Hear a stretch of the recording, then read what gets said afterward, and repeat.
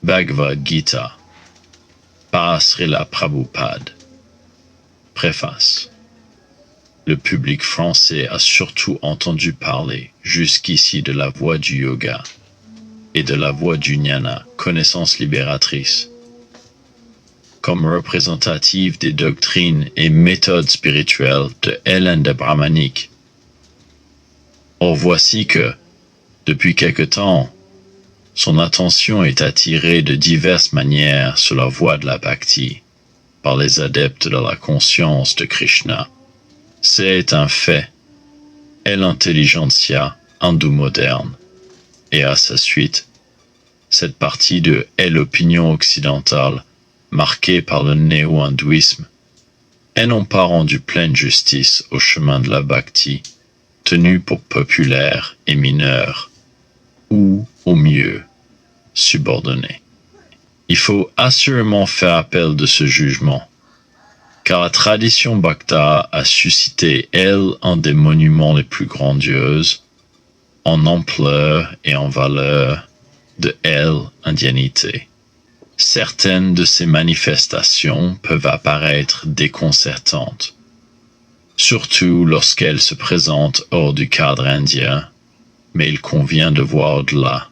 Qu'est-ce donc que la bhakti? Le terme se rattache à une racine verbale sanskrit bhaj, signifiant à elle actif, donner en partage, et, au moyen, recevoir en partage.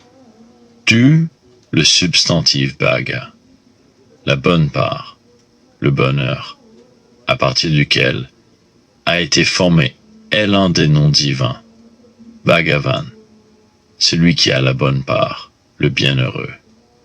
L'adjectif verbal bhakta, entre autres exceptions, s'applique aux personnes qui reçoivent par grâce une part de la vie divine. Engage totalement en la cause du bienheureux, se dévoue sans réserve à son service, et la bhakti est la manière d'être du bhakta, érigé en discipline spirituelle et chemin de salut autonome, multiforme et remontant à une haute antiquité. Ce vigoureux courant de pensée et de pratiques religieuses est diversement organisé au long des siècles, en fonction de telle ou telle figure ou appellation divine. C'est la bhakti consacrée à Krishna, lui-même adoré comme la suprême déité, qui nous intéresse ici.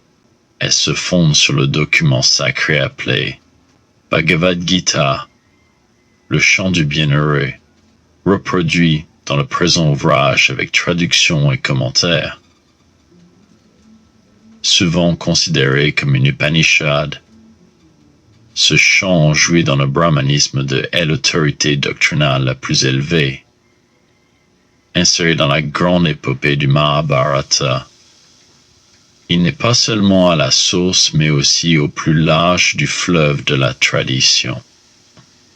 Le Harivamsha appendice du Mahabharata, le Vishnu et le Bhagavata Purana racontent le geste de Krishna. Le Bhagavata oriente le Bhakti Krishnate dans un sens fortement affectif et extatique, tout en développant l'aspect védantique de sa métaphysique parmi les très nombreuses personnalités qui ont illustré l'histoire du krishnaïsme. Celle de Chaitanya doit retenir spécialement notre attention. Il naquit en 1486 à Navadvipa, centre intellectuel important du Bengale à cette époque, et appartenait à la caste brahmanique. Son nom était Vishwambara Mishra. Il fut dès abord chef de famille et maître d'une école, où le savoir du temps était dispensé en sanskrit. Mais un pèlerinage à Gaya, en 1506, lui permit de découvrir sa vocation profonde et véritable grand bhakta de Krishna. En 1510, il devint renonçant sannyasi, sous le nom de Shri Krishna Chaitanya, ou plus brièvement Chaitanya. Il circula dès aborde beaucoup, à la façon des religieux de son ordre. Séjourna à Vrindavana, au lieu saint du krishnaïsme, puis, en 1515, se retira définitivement à Puri, autre centre vissuite majeur, où il quitta ce monde en 1533. Le mot sanskrit Chaitanya signifie pensée ou conscience. Attribut à la divinité, ils prennent le sens de conscience absolue. Sri Krishna Chaitanya veut donc dire Krishna, conscience absolue, ou, si l'on préfère, la conscience de Krishna. Dès ou le nom porté par le mouvement religieux qui assume la responsabilité de la présente publication. Bien que riche d'ait une excellente culture brahmanique, Vishwambara a très peu écrit.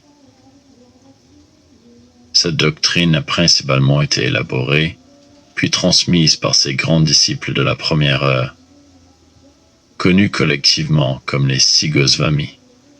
Sa métaphysique est délibérément des appartenances védantiques. Elle comporte des nuances propres que fixera elle l'appellation à Kantya Veda Vedavada. La doctrine de elle inconcevable différence dans la non-différence. La tension ontologique entre elle âme finie et Dieu, entre la multiplicité et l'unité omniprésente, est ainsi sauvegardée dans la mesure où elle est jugée nécessaire au déploiement de la bhakti. Elle antique et célèbre définition de elle absolue comme être pensée béatitude est conservée par Chaitanya. Cependant, elle être, pour lui, elle n'est pas consubstantielle à une pensée impersonnelle et une béatitude quiescente, mais à une conscience personnelle et un amour passionné préma, qui provoque intense émotion, bhava, et transport de joie lada. Enfin, la théorie esthétique du rasa saveur poétique, convenablement transposée et enrichie, permet une fine analyse et un arrangement des sentiments religieux spécifiquement chaitaniens et de leur gamme subtile. Quant au culte, l'un de ses aspects les plus originaux consiste en le Sankirtana, procession de louanges chantées et dansées, manière de oratorio en mouvement pour lequel Chaitanya lui-même composa des mélodies. Il faut aussi mentionner l'invocation répétée. Hare Krishna, ô Hari, ô Krishna.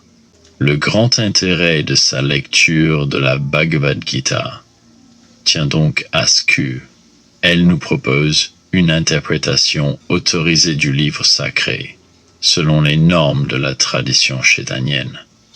Quant à la version française ici offerte au public, elle se veut littéralement fidèle au texte anglais du Swami Bhaktivedanta. Elle s'interdit de apporter de son chef aucune contribution philologique ou doctrinale inédite, venant d'un indianiste et philosophe chrétien.